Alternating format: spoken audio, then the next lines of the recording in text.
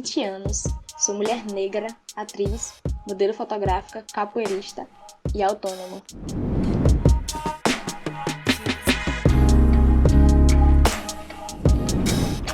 A minha história começou em Juazeiro do Norte, no Ceará.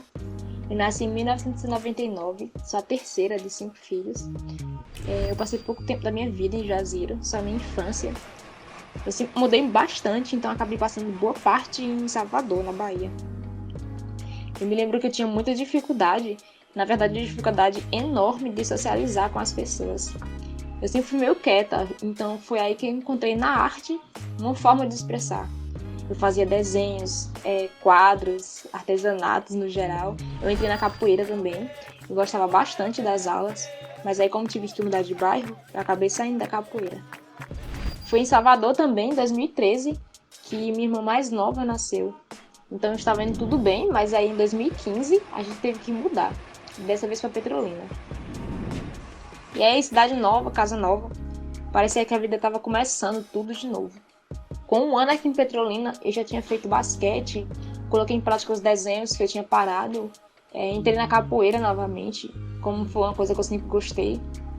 Fiz várias amizades também no decorrer do tempo, e conheci meu namorado, Emanuel, a gente tá junto até hoje. Eu passei um tempo parado, então algumas vezes eu ia ver um ensaio do grupo de teatro que meu namorado fazia parte. Eu gostava bastante de teatro, então com 2 dias eu já estava apaixonada por tudo aquilo. Então eu resolvi fazer parte, porque além de tudo, eu queria viver coisas que não fossem necessariamente minhas. No teatro eu acabei me encontrando, né? Me descobrindo com todas aquelas apresentações, com todas aquelas vivências. O teatro, na verdade, me proporcionou várias oportunidades, como o curso de formação em cinema, que foi o videoarte em 2016, e minha pequena carreira como modelo fotográfica. Hoje eu sei quem sou, sei o que quero e onde posso chegar. E eu sei que tudo isso é possível. A gente sabe que viver em uma região mais pobre reduz as nossas possibilidades materiais. Por isso a gente sempre sonha em ir para uma parte mais afluente da cidade. Quando se mora aqui e as condições de sua família não são tão boas, você acaba os estudos e tem que trabalhar para ajudar em casa.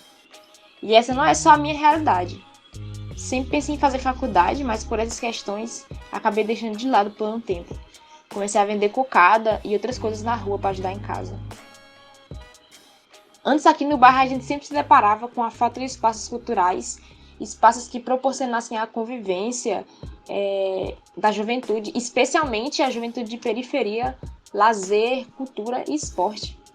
Depois de alguns anos isso mudou, mas antes, para a gente ir a uma biblioteca, ter uma quadra, ter acesso a um teatro e até mesmo a um chão calçado, era necessário ir a bairros mais distantes.